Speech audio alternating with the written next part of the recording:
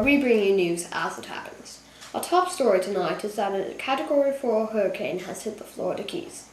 Winds are over 140 miles per hour and trees are being swept out to sea. As the trees are swept out to sea, they land on the Florida shore. We will now go to our correspondent Frank Hood, live on location, Islamorada. Thank you, Bob. This is Frank Hood reporting live from Islamorada in the eye of the storm. That was some storm, wasn't it? Yep, there was some storm. I'm interviewing a local resident, Sharky. So tell me, Sharky, I noticed you have a crippled leg. How'd you get that? Was it in the storm? It wasn't in the storm, it was in the Great War. As we were retreating, a sharpshooter got a lucky shot at my leg. I barely made it out alive.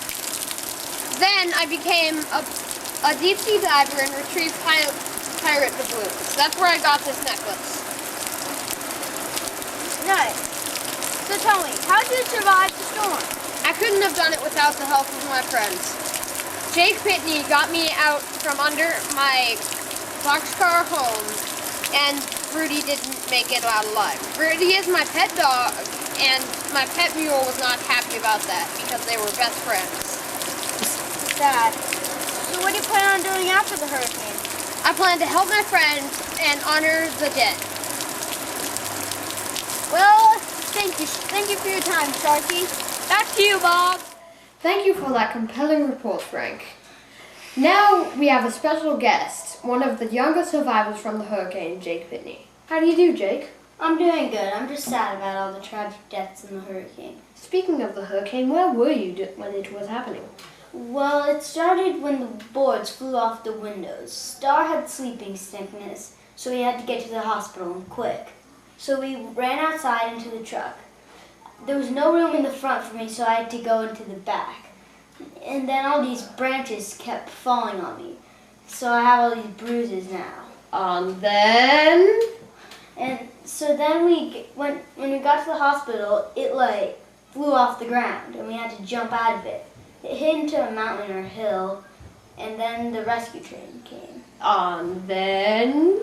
We got on the train and it started going. Then there's this huge crowd of people that need to get on.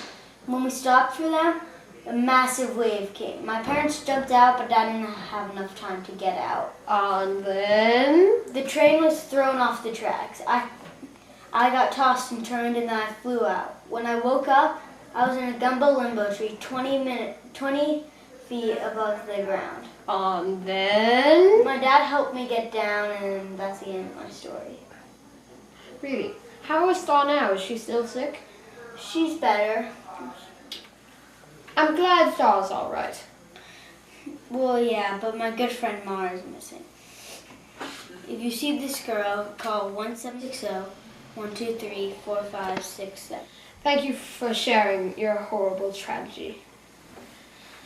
If you want to know more about this horrible hurricane, go to www.floridakeys.com. Good night, everybody.